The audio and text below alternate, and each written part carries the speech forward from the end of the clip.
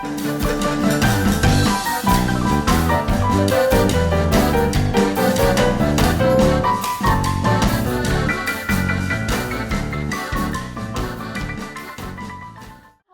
Debra Baldwin, visiting my dear friend Jeanne Meadow at her home in Fallbrook, California. This is Jeanne's potting shed, which is bigger than some residential backyards. Jeanne, let's talk about the great pots you have to pair today and plants.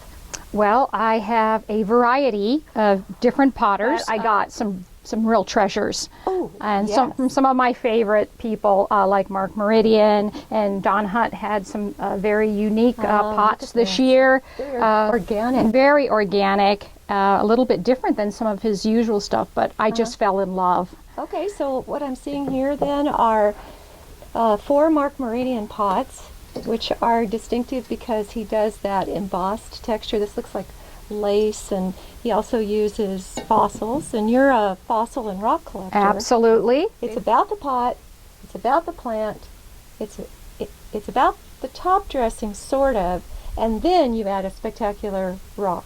If there's room in some of the smaller pots, I may not, just a small top dressing, but on those where I have a little more room, we're definitely are going to add some rocks or fossils to give it the wow factor. Jeanne has a Mark Meridian pot that she especially likes because of the swirl in it. I love that this takes your eye up, up, up. Euphorbia stellata. It has a little bit of the repeating swirl. So Jeanne's grabbing it around the caudex, the elevated roots, and holding that because, well, there's several reasons why you wouldn't want to hold on to the leaves of a euphorbia. For one thing, that you might abrade them so that the milky sap comes out, and you also want to be careful that you don't break the crown away from the elevated roots. The crown is where the roots and the leaves join.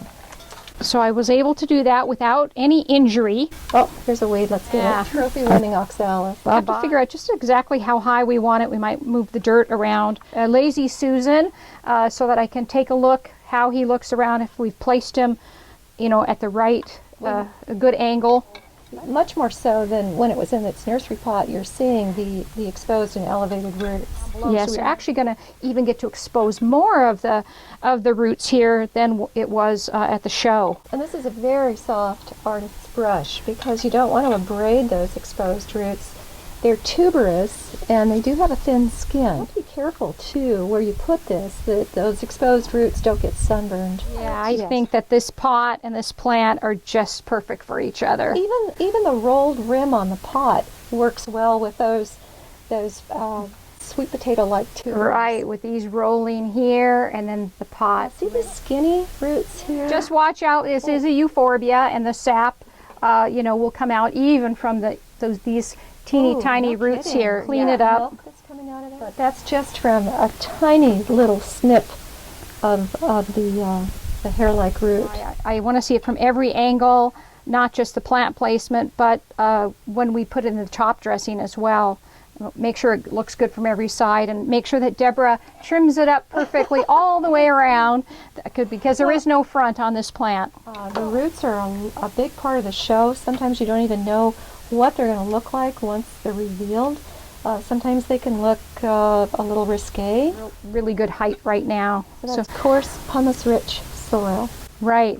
So my mix I use is usually just half of whatever the organic soil is on sale, because I use a lot of dirt, and half dry stall in my mix. I try to keep all the soil that it came with as well. He's just a beauty.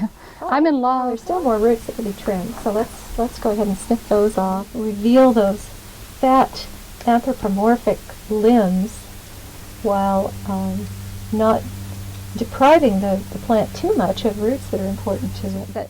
We have all the roots to look at that are just so amazing. The pot is amazing. The plant is amazing. I don't want to distract at all with this plant with one of the fancier top dressings.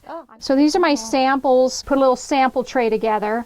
And then after I'm sure that that's what I want, I can put a little bit in there. And if I decide I don't like it, then I can try something else. So I'm just looking at this kind of a rough. Oh, I like that. Yes, it's kind of, and I think that this is the one we'll go with. Has sort of a flesh color to it, which plays well with the colors in the pot, and also the flesh suggestion of the roots of this plant. And you know, it's not a stretch to look at this somewhat anthropomorphically. It does look like of a lady coming out of her bath with wet hair. Yeah, going in yeah, every direction. that's my hair. That's how what my hair does.